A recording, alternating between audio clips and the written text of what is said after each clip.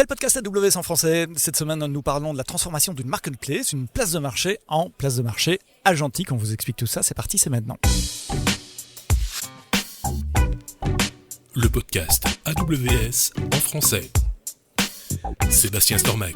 Bonjour, merci d'être dans le podcast AWS en français. Enfin, vous n'êtes pas nécessairement dedans, mais vous l'écoutez en tout cas tous les vendredis matins dans les bonnes applications de podcast et sur le site web. Parlez-en autour de vous, à vos collègues, laissez des petites étoiles et des pouces vers le haut. Au mois d'avril, de mai et même encore un peu en juin, vous entendez des épisodes qui ont été enregistrés au Summit de Paris, Summit AWS à Paris, la plus grande conférence cloud en France, avec plus de 8000 personnes qui se réunissent au Palais des Congrès tout au long de la journée. Et j'en profite pour attraper des clients dans les couloirs. Non, c'est pas vrai, c'était préparé, on s'était vu avant. Et j'en ai pas un, mais deux aujourd'hui, messieurs. Merci d'être là. J'ai Thomas Berger, CTO de La Centrale, et Fabien Roussel, qui dirige le groupe Architecture, Head of Architecture à La Centrale également. Merci de donner un peu de votre temps après votre session que vous avez eue ce matin. En France, on connaît bien La Centrale, mais il n'y a que 60% des auditeurs, des auditrices du podcast qui sont français. Le reste, c'est la francophonie au sens large. Donc, c'est quoi La Centrale, si vous deviez l'expliquer en quelques mots ? Alors, je suis très content que La Centrale soit connue en France globalement. Pour rappeler un petit peu La Centrale, qu'est-ce que c'est ? Donc, c'est une marketplace auto. Donc, on est leader sur le monde de l'auto dans les spécialistes. On propose en fait des véhicules d'occasion principalement, un petit peu de véhicules neufs aux utilisateurs qui veulent acheter des véhicules. On a à peu près 400 000 véhicules sur la plateforme, donc voilà, on a un gros volume de choix. On a avec nos différentes marques, Caradisiac, La Centrale, Promoneuve, on va avoir à peu près 40 millions de visites par mois, donc voilà, on a un petit peu de fort trafic. On a plus de 50 ans d'histoire, donc on n'est plus une start-up early stage. Donc vous n'avez pas commencé sur le site web, c'était quoi ? C'était un journal papier. C'était un journal papier de petites annonces, et pour l'anecdote, c'était aussi pas que des voitures à l'époque, il y avait aussi même des annonces patrimoniales, donc on pouvait trouver sa femme ou son mari à l'époque sur La Centrale. C'est plus le cas. D'occasion aussi. Voilà, c'est d'occasion. Non. Donc voilà un petit peu La Centrale. Moi, il y a quelque chose que j'aime bien dire quand je présente La Centrale, c'est que paradoxalement, on vend pas de voitures. Non, vous mettez en relation des acheteurs et des vendeurs. Exactement, voilà. Nous, notre rôle en tant que marketplace, c'est de mettre en relation un acheteur et un vendeur.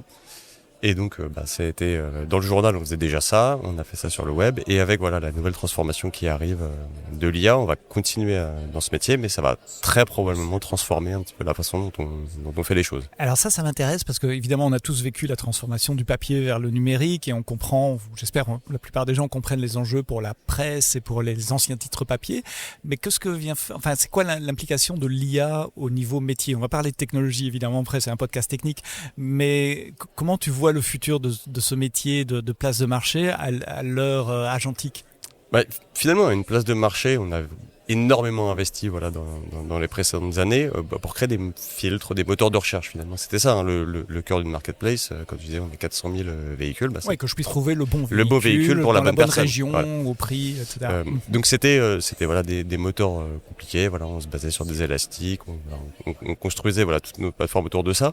Mais finalement, en fait, à la fin, l'utilisateur, quand il arrivait sur une marketplace avec 400 000 véhicules, comment trouver le beau véhicule ? Et malheureusement, tout le monde n'a pas le tonton qui s'y connaît pour lui dire ce que tu as besoin pour ton habitude de vie, c'est tel véhicule. Et donc c'est là où l'IA commence vraiment à nous aider dans notre transformation. C'est de transformer en fait d'un mode de recherche à un mode d'intention. Et commencer à utiliser justement des outils IA. Donc on a lancé un récemment qu'on va appeler Free Search, qui permet de dire explique-nous ce que tu cherches plutôt que de commencer à jouer avec nos filtres. Donc je peux dire en langage naturel, je voudrais un véhicule électrique noir de moins de 50 km dans telle région ? Ça, c'est déjà assez précis. Je voudrais un véhicule pour aller au travail tous les jours. Je fais 50 km. Je pars rarement en vacances avec mon véhicule. Là, on va aller chercher plutôt de l'électrique. Si je l'utilise pas la semaine et je l'utilise que pour partir en vacances et je fais des sessions de 800 km, on va peut-être orienter sur d'autres types de véhicules. Donc c'est plutôt aller chercher vraiment l'intention plus que et répondre à un besoin finalement, plus que de dire voilà notre moteur de recherche, on a 90 critères, débrouille-toi avec ces critères plus ou moins techniques, savoir les chevaux fiscaux d'un véhicule, savoir le nombre de décimètres cubes du moteur. Oui, plutôt que d'avoir de la recherche à ce qu'on appelle à facettes, je ne sais pas si c'est comme ça qu'on dit en Exactement, français. c'est de la recherche à facettes. Mais le faire en langage naturel, Le finalement. faire complètement en langage naturel. Donc c'est un des axes, c'est pas le seul, mais voilà, c'est un des axes de la transformation. Et taper dans vos sources de l'IA. données existantes. Exactement, et la puissance, c'est ça, c'est notre capacité à avoir de la data. Finalement, la centrale, c'est une entreprise tech et data. Notre rôle, comme je disais, comme on ne vend pas de véhicules, la valeur de ce qu'on apporte, c'est notre capacité à collecter de la donnée, l'analyser et à la retranscrire. C'est ça, en fait, le cœur de notre métier. Mais vos clients, ce sont les vendeurs. Au final, c'est eux qui payent une commission. Alors, on est sur une marketplace. Donc, en fait, on va avoir les deux côtés de la plateforme. Les acheteurs, exactement. On va essayer de jouer sur l'équilibre entre les acheteurs, donc ceux qui vont chercher un véhicule pour lequel le site est gratuit. Voilà, on ne paye pas pour accéder au contenu de la centrale. Et de l'autre côté, on va avoir donc les professionnels qui sont des vendeurs de véhicules. Ça représente à peu près 80% de nos annonces, c'est des annonces de professionnels. Pas des particuliers. Il y a une partie de particuliers, mais 20%. Voilà. Et donc, le business model, il est principalement sur les professionnels, sur lequel on va fournir ce service de mise en avant et en tout cas de présenter les annonces. On va aussi, et ce qui est probablement moins connu, leur proposer toute une plateforme qui va leur permettre de mieux vendre. Et ça veut dire quoi mieux vendre pour un professionnel ?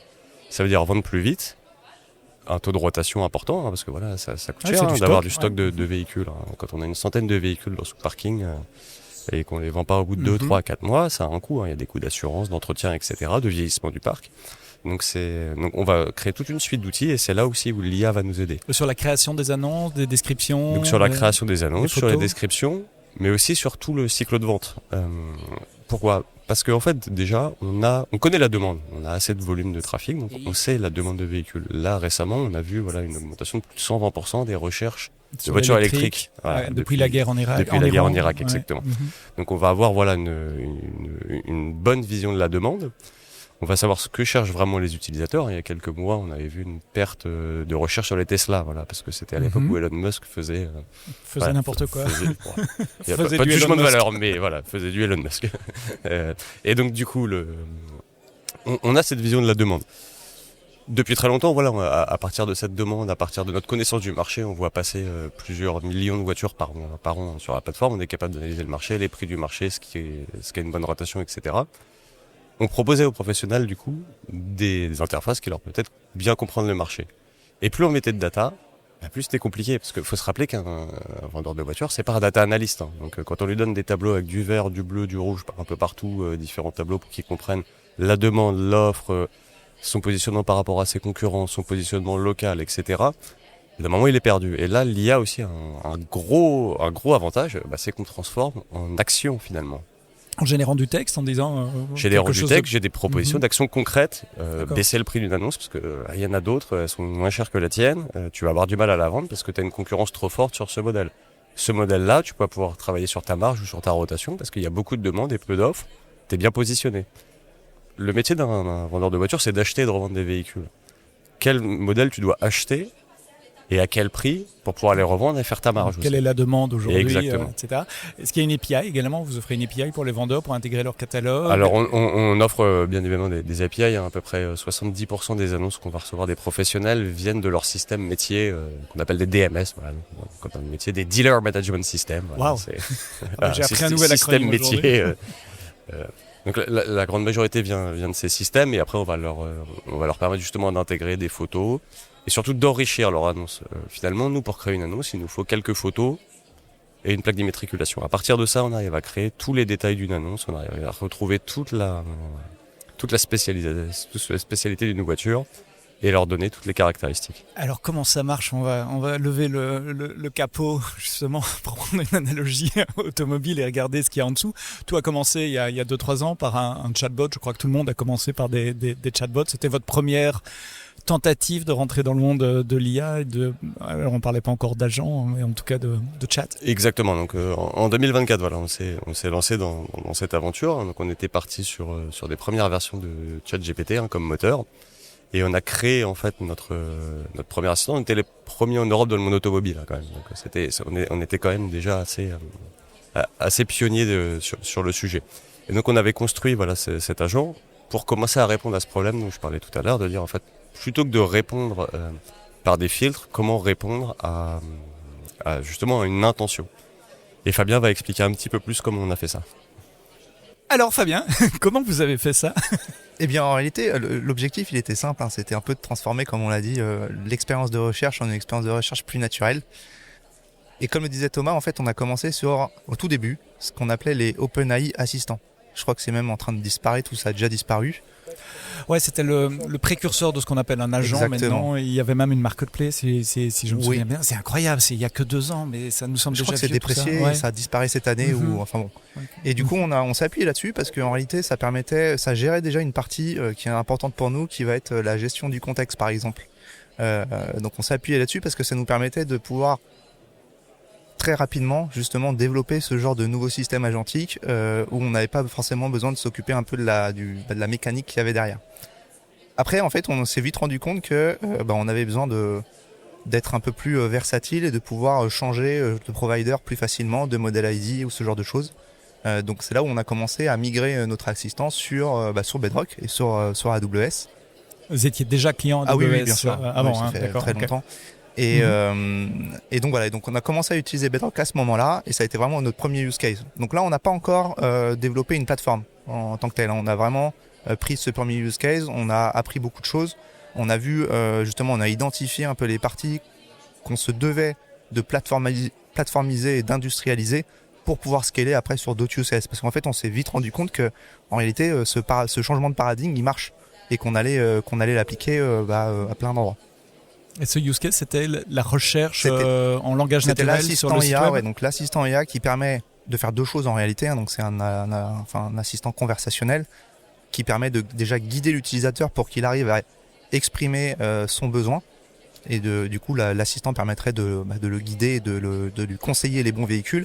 Et le deuxième aspect, c'est une fois que c'est identifié, d'aller rechercher les véhicules disponibles par rapport à son besoin sur la centrale.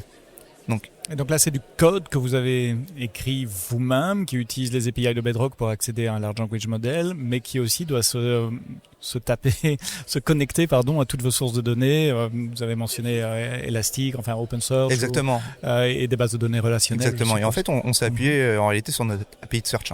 Puisque notre listing avec les filtres, on a déjà une API de search derrière, avec des filtres du coup prédéfinis, on en a beaucoup. Mais on s'est appuyé sur cette API de search et en fait on a utilisé l'agent, donc le LLM, pour arriver à retranscrire le besoin utilisateur en critères existants de notre API.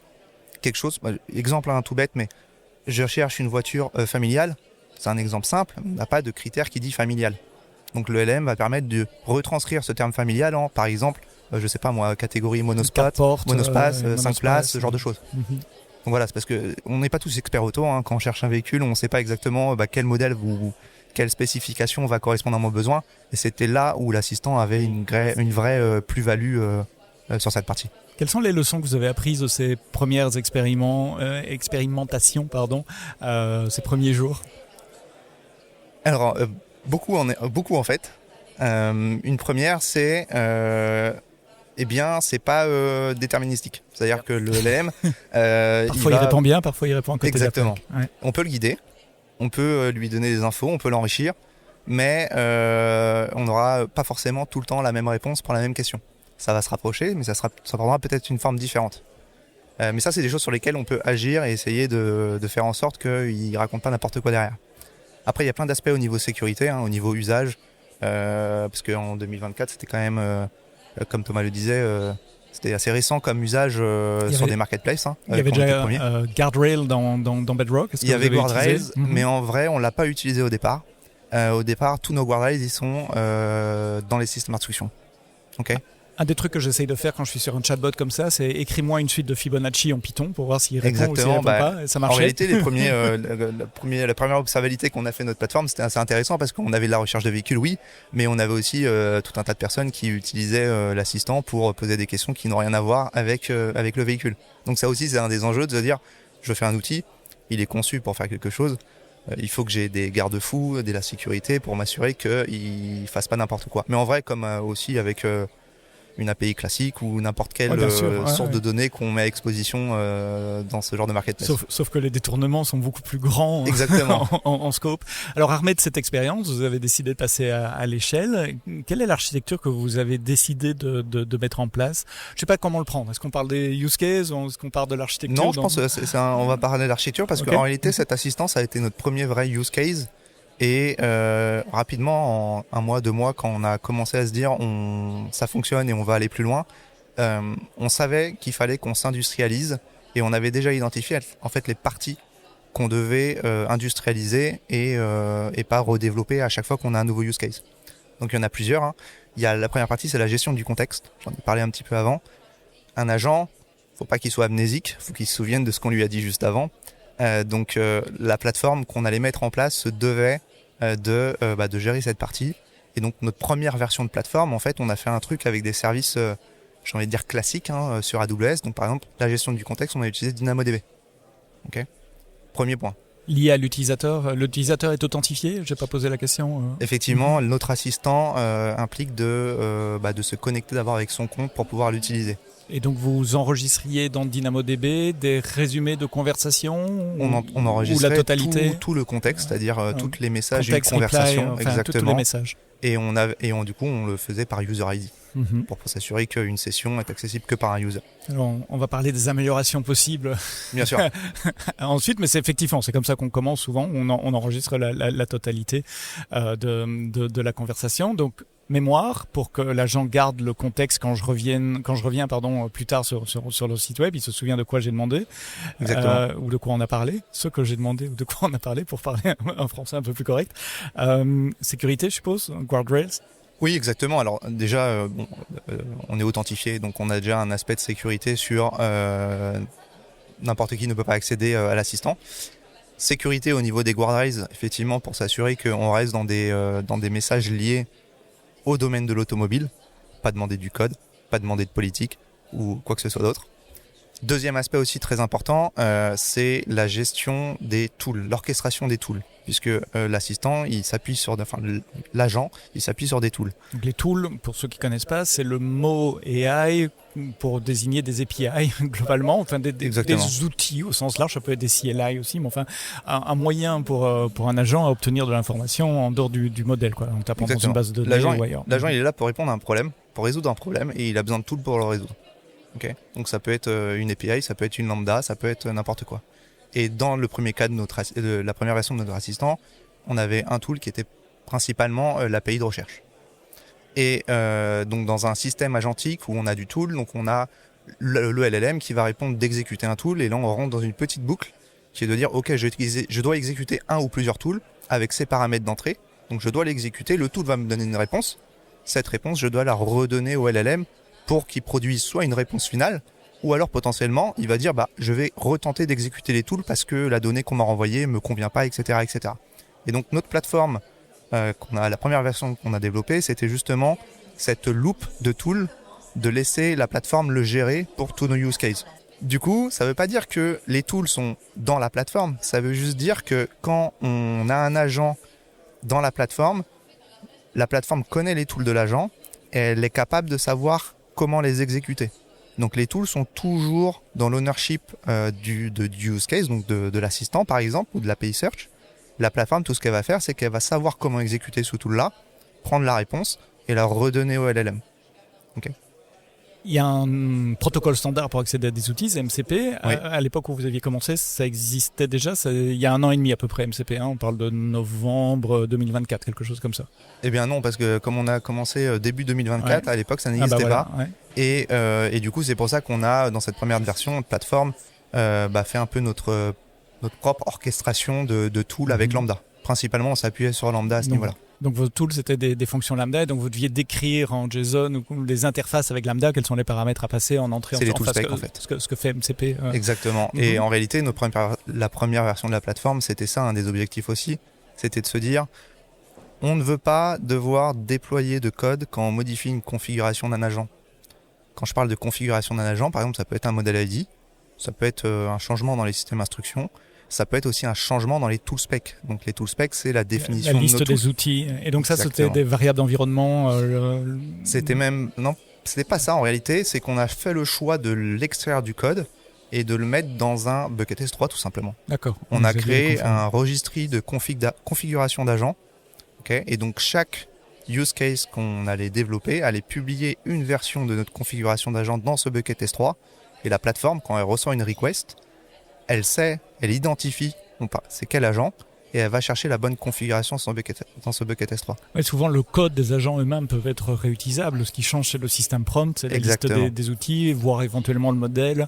Mais le cœur de la loupe dont tu parlais, c'est le même, quel que soit le use case, correct? Exactement. Et en réalité, comme on s'appuie sur Bedrock Converse API, notre plateforme elle s'appuyait là-dessus, en vrai c'était simple parce que Converse API, pour faire une inférence LLM, on lui donne tout. On lui donne le modèle ID, on lui donne les systèmes d'instruction, la configuration, on lui donne les tool specs. Et du coup, avec ce système d'externalisation, c'était très simple pour nous d'avoir une plateforme qui est capable de tester plusieurs configurations d'agents, d'un même agent, en parallèle dans les A/B testants, etc., etc. Et c'est agnostique par rapport au modèle, donc vous pouvez changer de modèle, même de famille de modèles, passer d'un provider à l'autre, et l'API reste la même, le contenu des messages reste le même. Où est-ce que vous déployez ces agents? On parle de 2024. Hein. Ouais. Où est-ce que vous les déployez à l'époque? C'était des fonctions lambda, c'était des Docker, c'était quoi? C'était du lambda. En réalité, notre plateforme, elle est très simple. Hein. Donc, elle s'appuie sur Dynamo pour le contexte, S3 pour le registry des configurations d'agents. Donc, c'est un gros JSON. Et elle a une lambda qui est derrière un endpoint. Et en fait, c'est une surcouche de Converse API de Bedrock. Et c'est cette lambda-là qui appliquait toute la logique. Donc, de dire, je vais appeler Bedrock Converse API. J'ai une réponse, je vais faire une loop. Je vais réappeler le Bedrock Converse API avec la réponse. Et quand j'ai la réponse finale du LLM, dans ce cas-là, je renvoie la réponse au client. Et donc le front-end se connectait au lambda pour appeler l'agent à travers une API. Une API gateway et du streaming en réponse, je suppose. On n'avait pas de streaming à l'époque. Voilà. Donc, mais c'était ça. Après, c'était comme une API classique en réalité, notre plateforme. Donc, oui, vu du front-end développeur, il ne savait exactement. pas nécessairement qu'il parlait à un système agentique. Donc ça, c'est V2, on va dire. Combien de use cases à l'époque? Quel genre de use case? Ça, c'était la V1. Ah, pardon, c'était le chatbot. Oui, ok, moi je croyais que c'était déjà. Non, ça, tout ça, c'est la V1 en fait. On a mis en place une première version de plateforme pour pouvoir justement déployer d'autres use cases. Et à l'époque, on avait une version de plateforme qui était une sorte d'application layer, comme je disais, au-dessus de Bedrock Converse API. Donc un truc très flexible. Mais qui du coup, au fur et à mesure que les frameworks du marché justement deviennent de plus en plus matures sur cette partie, elle perdait un peu, elle était de moins en moins pertinente en réalité. Ah oui, je n'ai pas posé cette question-là. Dans Lambda, c'était quoi? Il y avait un framework ou c'était du code custom, non, entièrement custom? Donc, pas de LangChain ou des choses comme ça. On a fait le choix. N'existait pas à l'époque. C'était volontaire. C'était volontaire d'accord. parce que en fait, c'était encore récent. On voulait pas faire un commitment sur un framework ou un outil plus qu'un autre. En réalité, on avait des besoins. Pas vous attacher. Exactement. Et ça nous a permis d'apprendre beaucoup de choses en réalité, d'implémenter cette première version de la plateforme. Alors, fast forward, si on met la pédale d'accélérateur un tout petit peu pour rester dans l'automobile, quelle est la plateforme aujourd'hui, basée sur ce que vous avez appris sur cette première évolution avec Lambda et DynamoDB? Quelle est la nouvelle version de la plateforme en prod maintenant? Alors, déjà, on a identifié trois problèmes de la plateforme telle qu'on l'avait en 2024. Le premier, c'est le multi-agent. La plateforme, c'était très bien pour faire du single agent, pas de problème. Mais dès qu'on devait rentrer dans des contextes ou des architectures multi-agent, elle n'était pas adaptée. C'est-à-dire un agent qui appelle un autre agent, ou un client qui appelle deux agents, ou qui doivent se synchroniser d'une façon ou d'une autre? C'est surtout le use case, effectivement, où on va avoir un agent qui va déléguer la tâche à un autre agent parce qu'il ne peut pas y répondre lui-même. Donc ça, notre plateforme, elle ne permettait pas de le faire. Et on n'allait pas développer notre propre orchestration multi-agent. Donc ça, c'est le premier point. Deuxième point, on pouvait faire du multi-provider simplement avec Bedrock, mais ça impliquait de faire une implémentation un peu custom, un effort d'implémentation si on voulait sortir de cet écosystème, par exemple pour aller sur du OpenAI en direct, ou n'importe quel autre provider, qui n'était pas disponible dans Bedrock. Troisième point, comme je le disais, c'est que je l'ai dit tout à l'heure, effectivement, si c'est une implémentation un peu flexible, notre plateforme, mais elle était de moins en moins pertinente au fur et à mesure que les différents frameworks du marché devenaient pertinents. Ils devenaient de plus en plus matures, et donc la valeur ajoutée de votre côté était plus questionnable. Exactement, et nous, notre métier, c'est pas de développer des plateformes techniques d'orchestration. J'adore quand un client me dit ça. Voilà, c'est pas avec ça qu'on fait de la valeur business. Donc voilà, et donc avec ces trois postulats, on s'est dit, ok, il faut qu'on fasse une V2. Et la V2 allait s'appuyer justement sur Bedrock Agent Core pour la partie infrastructure et Strand Agents, donc pour la partie applicative code.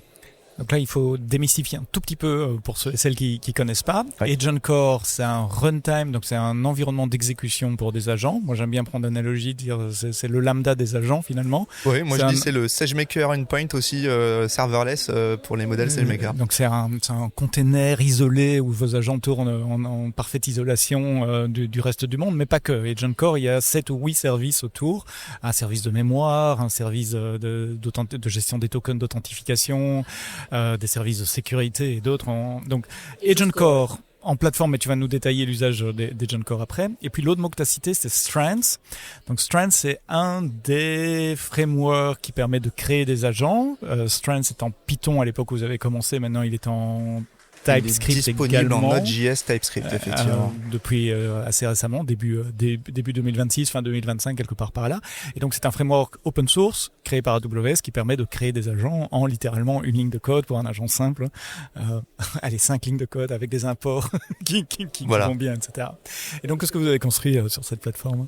Alors, en réalité, on a commencé à migrer notre premier use case, qui était l'assistant IA, donc qui reposait sur une architecture single agent qui s'appuyait sur le V1 de la plateforme.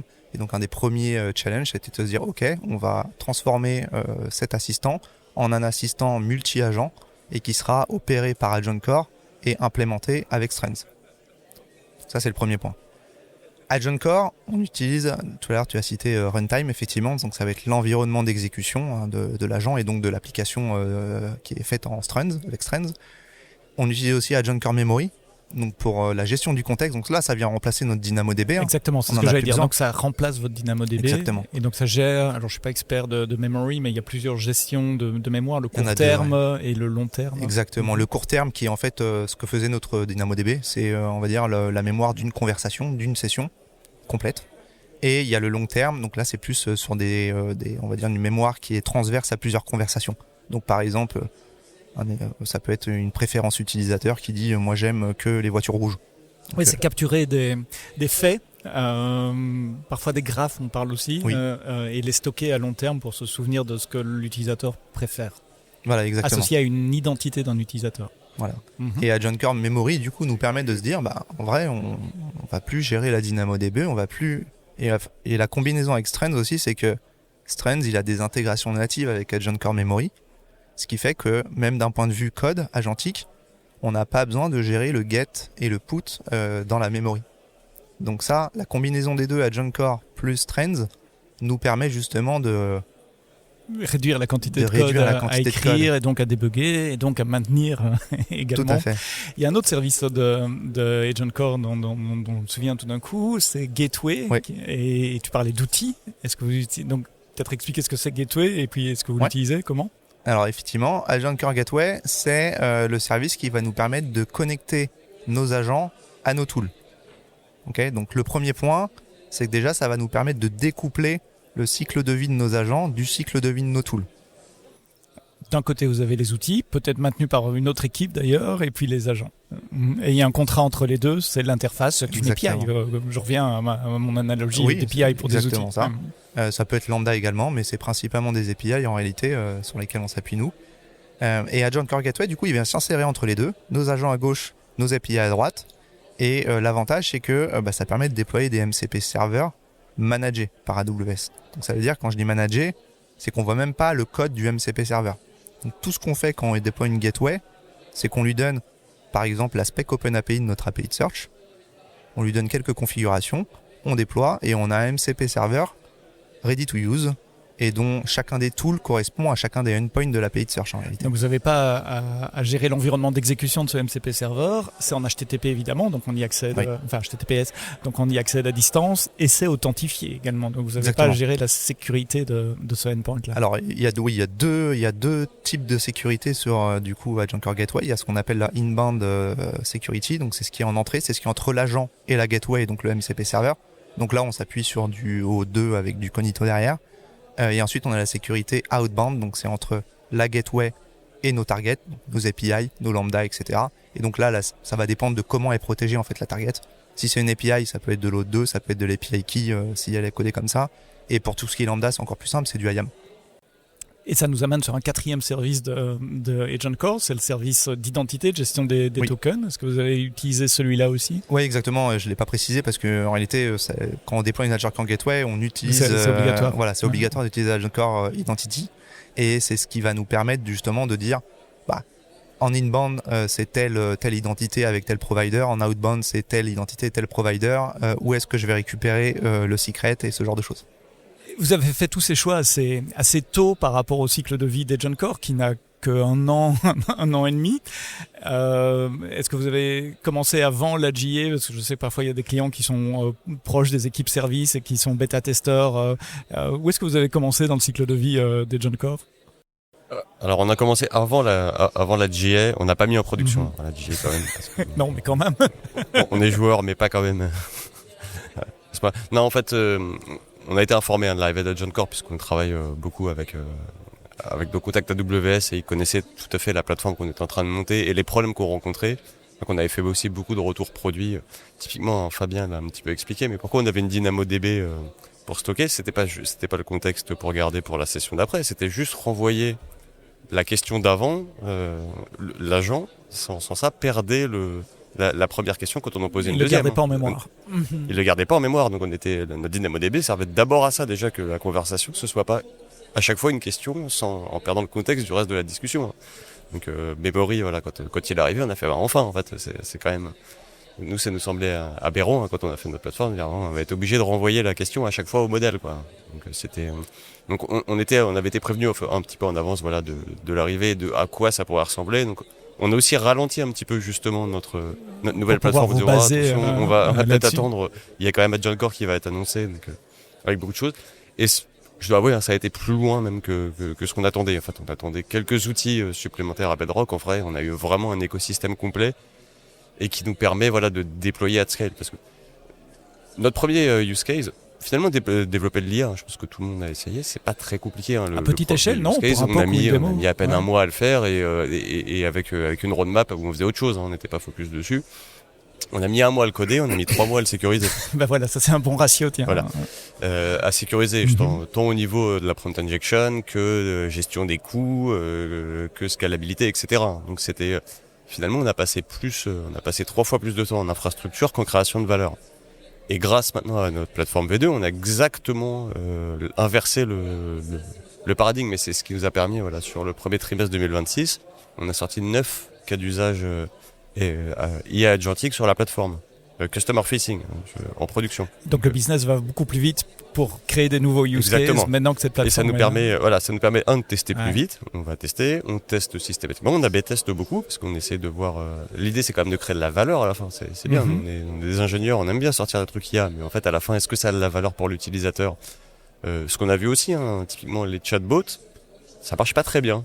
Les interfaces de chatbots insérées directement dans les marketplaces ou dans des services, c'est pas encore l'usage. Donc on a un usage un peu de niche dessus, donc on a des utilisateurs clés qui l'utilisent et qui vont avoir un très très beau taux de conversion. Mais finalement, c'est pas la grande majorité de nos utilisateurs qui vont utiliser ce type de chatbot. Ils sont pas encore prêts dans une marketplace. Donc les habitudes peuvent changer, on sera prêt, mais on est aussi en train de revoir un petit peu la façon, et principalement UX, comment on intègre nos innovations IA pour que finalement, à la fin, l'utilisateur, il s'en fiche que ce soit de l'IA. Nous, on en est fiers, mais à la fin, l'utilisateur de la centrale, il vient chercher une voiture ou le vendeur de véhicules, il vient regarder comment mieux vendre ses véhicules. Il n'a pas testé un agent. C'est de l'IA, bon, ok, c'est de l'IA. J'ai un problème, que tu me mettes de l'IA ou pas, ce qui m'intéresse, c'est que tu résolves mon problème. Et donc, on va essayer de plutôt aller dans cette direction. Quels sont les challenges que vous avez eu pour construire cette plateforme sur Agent Core? Parce que, soyons clairs, Agent Core, surtout avant GA, l'expérience développeur était pas idéale. On a beaucoup itéré pour serrer des boulons à gauche et à droite, et encore un peu après la GA aussi. Comment ça s'est passé pour vous? C'était dans le sang et la douleur ou pas trop? Alors, en réalité, ça a été parce qu'on s'est beaucoup appuyé sur la doc de Strands, en réalité. Strands, le framework, on l'a démarré, elle était en preview, je crois, elle était pas en release aussi. Mais dans la documentation, il y avait des intégrations avec Agent Core Runtime, notamment Agent Core Memory. Et en réalité, du coup, on n'a pas eu de grosses difficultés de mémoire sur l'implémentation technique. En fait, très rapidement, on avait un truc qui fonctionnait, qui Oui, tournait. parce que c'est Strands Après, qui parle à l'API d'Agent Core Memory, etc. Vous n'avez pas dû parler Exactement. avec cette API-là directement. Tout à fait. D'accord. Exactement. Et en vrai, encapsuler un agent Strands et le déployer sur un Agent Core Runtime, en réalité, c'est un Dockerfile avec 15 lignes en Python, hein, et puis on déploie, et voilà. Donc on n'a pas eu de grosses difficultés par rapport à ça. Et on a été bien accompagné par AWS, qui sont venus aussi nous accompagner, parce qu'ils savaient qu'on était très intéressés. Ils cherchaient aussi des entreprises qui étaient prêts à s'investir et à faire des feedbacks. Et donc c'est vrai qu'on a aussi, on a passé une journée à travailler sur un de nos use cases avec des équipes AWS, et ce qui nous a permis de prendre en main de façon accélérée le framework. Quels sont les use cases? Parce que vous avez parlé de 9 use cases, c'est ça? Et le premier, c'était la recherche dans le catalogue, l'expression d'un besoin, transformation d'un besoin en critère de recherche. On peut en donner quelques autres, juste pour illustrer de quoi on parle. Oui, bien sûr. On en a maintenant plus d'une vingtaine, et comme je disais, on en sort 2 à 3 par mois. Donc là, vous êtes passé encore à une autre échelle. Non, mais voilà, j'ai dit depuis en un trimestre, on en a sorti 9 là, sur le premier trimestre, et on va continuer sur la même lancée. Là, on sort encore un dans 2 semaines, etc. Donc on essaie d'aller très vite parce que ça crée de la valeur, et que finalement toutes les fonctionnalités qu'on crée, on les pense maintenant avec l'IA. Comment en fait on peut les faire? La fonctionnalité, certaines qu'on a pensé il y a 2 ou 3 ans, on dit maintenant on peut la faire mieux avec l'IA. Je vais donner un exemple, ce que j'appelle l'hyperspécialisation. En fait, quand on fait du véhicule d'occasion, finalement, on est une marketplace, mais il y a un seul SKU par produit. On n'a pas de Chaque produit est unique. Chaque produit est unique, il y a un stock de 1. Donc finalement, chaque produit est différent. Donc historiquement, quand on faisait des plateformes, des marketplaces, on essayait de standardiser un petit peu notre page produit, etc. Et un des points importants sur le véhicule d'occasion, c'est quoi ses points forts, c'est quoi ses équipements différenciants, qu'est-ce qui fait la différence entre ce véhicule et celui d'à côté, qui a l'air quand même assez similaire, il a la même couleur, il a le même nom. Ah oui, sauf que il y a des options supplémentaires, il a un système modulaire de cardon par exemple, etc. Donc comment on arrive à faire ressortir ces data points au niveau de l'interface graphique et de l'utilisateur, que l'utilisateur sache. Exactement. Le client. Exactement. Et donc vu le volume, en fait, historiquement on faisait ça avec des arbres de décision. On disait tiens, le Bluetooth, on va dire que c'est un peu différenciant, donc on va mettre le Bluetooth. Sauf que maintenant avec des agents IA, on passe tout le stock et on dit en fait qu'est-ce qui est vraiment différenciant pour ce véhicule par rapport au même véhicule de la même gamme, du même prix. Parce qu'un équipement différenciant d'une Clio, c'est pas le même qu'un équipement différenciant d'une Porsche. Ou selon la récence, un véhicule qui a le Bluetooth maintenant, c'est plus un équipement différenciant. Ma Clio de 2009, c'était un équipement différenciant. Voilà. Et donc c'est ça l'hyperspécialisation. C'est vraiment se dire, chaque expérience, on est en train de casser en fait toute une expérience qu'on avait mis 20 ans à normaliser finalement. Et en train de se dire, chaque expérience doit être maintenant unique, que ce soit sur l'expérience de visite du site ou sur la personnalisation en fonction de l'utilisateur. On commence aussi à collecter de la donnée de navigation, de mieux la comprendre, de comprendre les intentions des utilisateurs. Quand il nous donne un langage naturel, c'est encore plus facile de comprendre ce qu'il veut, plutôt que d'essayer de comprendre pourquoi il a utilisé tel filtre et tel filtre. Et donc après, on est aussi capable de personnaliser l'expérience en fonction de ce qu'on connaît de l'utilisateur. Typiquement, Fabien parlait... Si j'aime les voitures rouges, je vais essayer de me faire remonter un peu plus les voitures rouges. Alors pas forcément les Ferrari, parce que Ferrari c'est quand même un marché de niche. Voilà. Non mais voilà, si. Et les voitures rouges c'est un très bon exemple. Moi je pense que mon père achète que des voitures rouges parce qu'il les retrouve sur le parking du supermarché comme ça. J'avais un oncle qui n'achetait que des voitures blanches parce qu'il prétendait qu'on les voyait de plus loin dans le rétroviseur. Exactement, donc chacun a ses légendes ou ses habitudes et finalement, et chacun est différent. Moi je préfère les bleus. Ouais.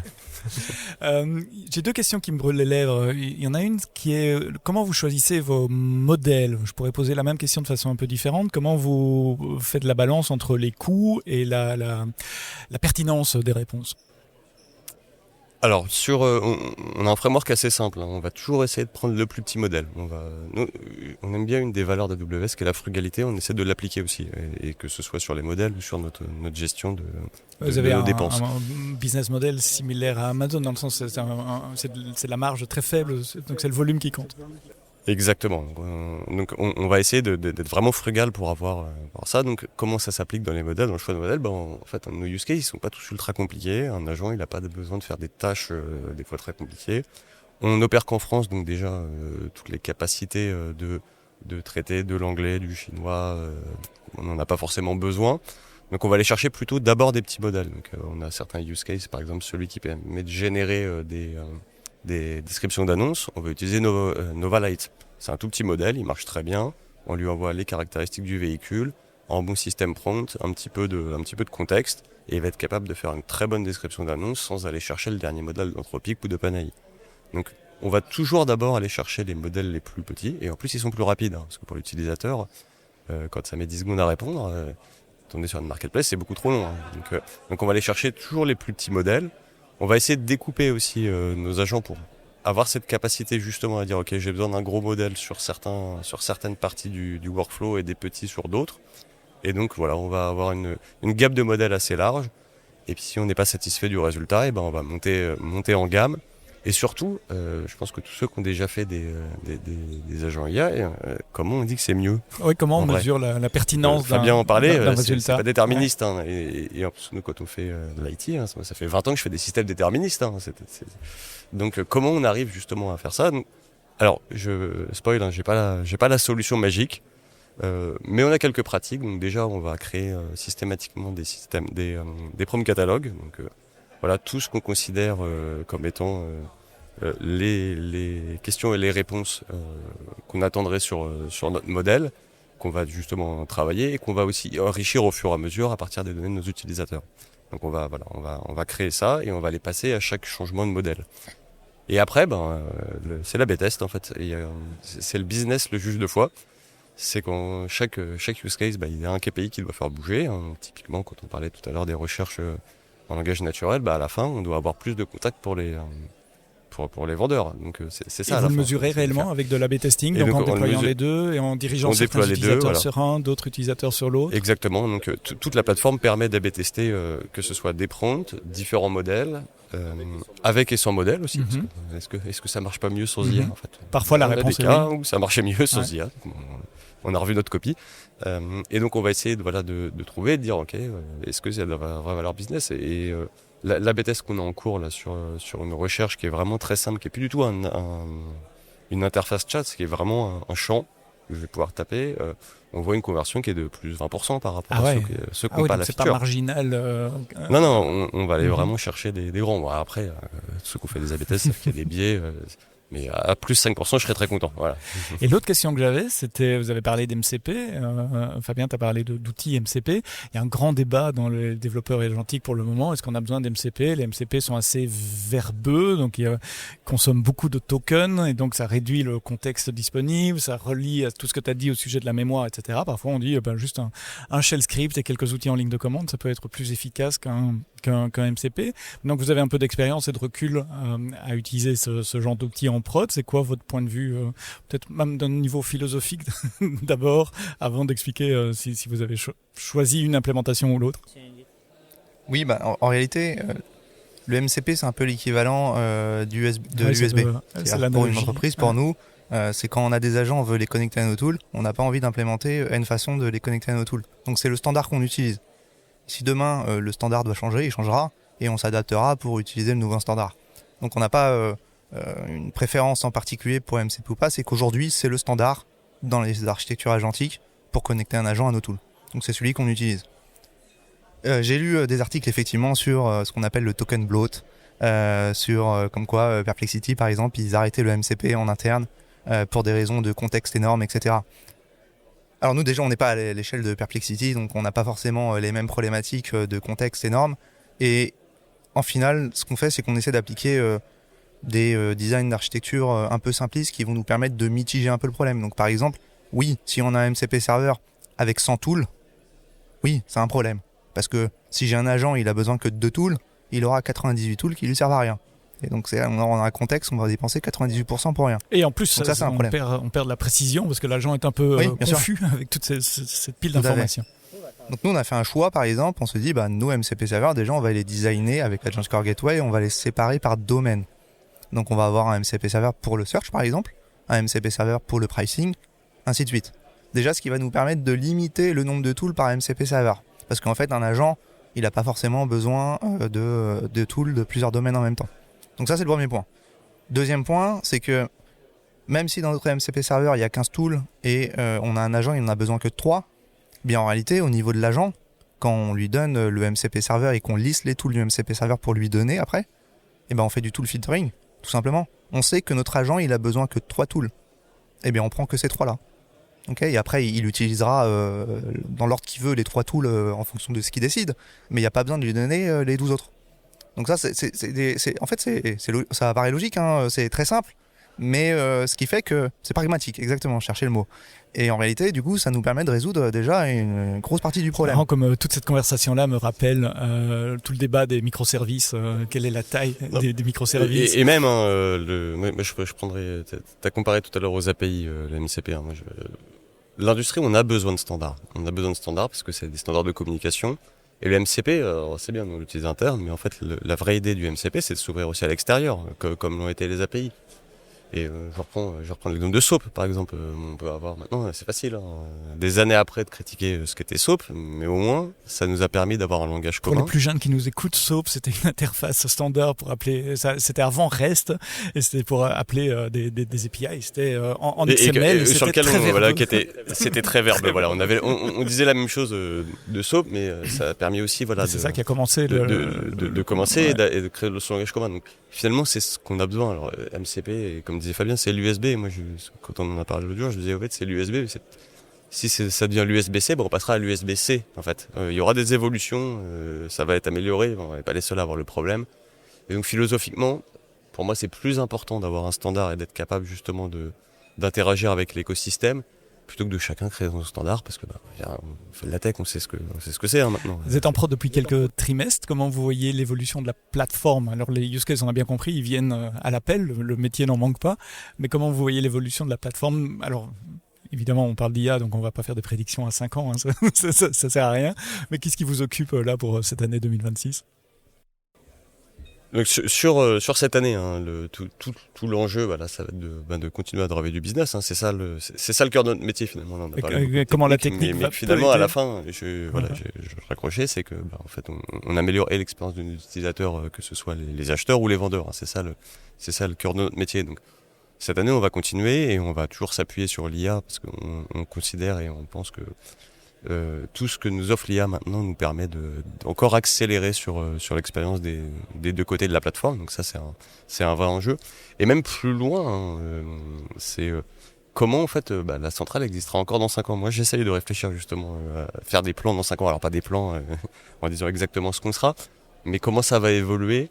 Et on a une disruption majeure en ce moment qu'on a connue. Et finalement, la centrale, nous, c'est notre culture. On était le journal papier, on parlait tout à l'heure. On est devenu le site web. Je pense que le jour où on a décidé d'arrêter le journal, moi, j'étais pas encore à la centrale, mais ça a dû être dur. Hein. Quand on a fait 30 ans de journal papier et qu'on dit maintenant, c'est fini. Maintenant, c'est que le site web. Ça a dû être une décision difficile. Et je pense qu'on aura des décisions difficiles à prendre comme ça en tant que leader technique. Mais par contre, faut être prêt parce que le jour où on décide de faire ça, il faut qu'on ait l'équivalent du web. Et donc, toute notre approche, et quand on parle des MCP, quand on parle justement d'ouverture de la plateforme comme on l'a fait, c'est de se dire notre métier et notre valeur, elle est dans la collecte et le traitement de la donnée. C'est ça, hein, notre cœur de métier, et d'aider nos clients et nos acheteurs à trouver de bons véhicules et à bien vendre. Et en fait, toute l'idée, c'est de passer, comment on l'avait matérialisé? On l'a matérialisé à un moment par un journal, à un moment par un site web. On aura probablement une autre interface dans 5 ans. Est-ce qu'on aura encore des sites web tels qu'on les connaît maintenant pour les marketplaces? J'en sais rien, mais il est pas impossible que finalement on soit 100% intégré à des chatbots type ChatGPT, avec ce qu'ils sont en train de faire par exemple sur les apps ChatGPT. Donc on pourrait imaginer un futur où finalement le service que vous vendez, c'est une API qui sert à être intégrée dans d'autres systèmes d'interface qui n'existent peut-être pas encore aujourd'hui, ou des interfaces conversationnelles, des Alexa et autres. Et même plus qu'une API, en fait, finalement. Une API au sens large. C'est un moteur d'intention service. finalement. C'est ça. C'est que finalement nos clients, ça sera même peut-être plus des humains qui viendront chercher les voitures, ça sera peut-être les assistants personnels, les open cloud chacun. C'est ce que je voulais dire par API. C'est un moyen programmatique pour d'autres agents de venir chercher et consommer l'info sur votre plateforme. Et c'est pour ça que le MCP nous intéresse, parce que c'est en train de devenir le standard, le nouveau standard machine to machine, ou en tout cas agent to agent. Donc c'est ça, c'est pour ça qu'on s'y intéresse beaucoup. Et parce que c'est un des futurs possibles des marketplaces. Est-ce que c'est celui-là? En fait, j'en sais rien, j'ai pas de boule de cristal, mais techniquement, faut qu'on soit prêt à ce bouleversement. Et c'est pour ça, voilà, qu'on travaille beaucoup, qu'on a créé cette plateforme, qu'on met de l'IA dans notre produit, parce que c'est là où, en fait, on va continuer à créer de la valeur. Comment est-ce qu'on monétise ce genre de plateforme? C'est toujours sur la transaction. Pour le moment, vous gagnez de l'argent quand il y a une vente qui se fait. Et si on imagine ce futur où ce sont des agents qui viennent consommer vos données, c'est quoi? C'est à l'accès aux données? Finalement, notre modèle tient quand même. Hein. À la fin, il y a quand même un achat d'un produit Sauf que physique. Vous le savez donc, peut-être pas. Autant que maintenant, finalement. Ok, d'accord. Ouais. C'est finalement mais c'est aussi quelque chose, il faut pas réfléchir. Est-ce que ça va changer les habitudes? On parle, hein, le monde du véhicule, c'est aussi un monde qui est en grande évolution. Hein, l'électrification du parc, on commence à voir les usages, le côté usage plus que possession. Voilà, le développement de la LOA, du leasing. Donc finalement, on a un écosystème sur Marketplace qui change, mais dans un écosystème du véhicule qui change aussi. Donc et toute notre puissance, ça va être cette capacité à être agile et à s'adapter à ce nouveau monde. Super intéressant de voir les liens entre le métier, les évolutions d'un métier comme ça et comment ils peuvent être impactés par l'IA agentique. C'est quelque chose dont tout le monde parle, les impacts, mais là c'est très concret, c'est très réel, avec des réflexions, avec des prototypes, mais c'est plus qu'un prototype. Vous êtes en prod avec des dizaines de use cases en prod. Et sur Agent Core, c'est ce qui me permettait de parler dans le podcast aujourd'hui d'Agent Core, parce que comme je vous l'ai dit en préparation, on n'a pas encore des tonnes de clients francophones qui sont en prod sur Agent Core, un service qui a été lancé il y a quelques mois seulement, quelques je crois que c'était novembre, c'était Reinvent, ou juste avant en fait. Reinvent. C'est ça. Donc il y a 6 mois, quelque chose comme ça maximum. Merci pour vos explications très claires, Thomas Berger, CTO, et Fabien Roussel, Head of Architecture de La Centrale. Merci à vous d'avoir écouté le podcast AWS en français jusqu'au bout. Rendez-vous vendredi prochain pour un nouvel épisode. Mais d'ici là, quoi que vous codiez, codez-le bien.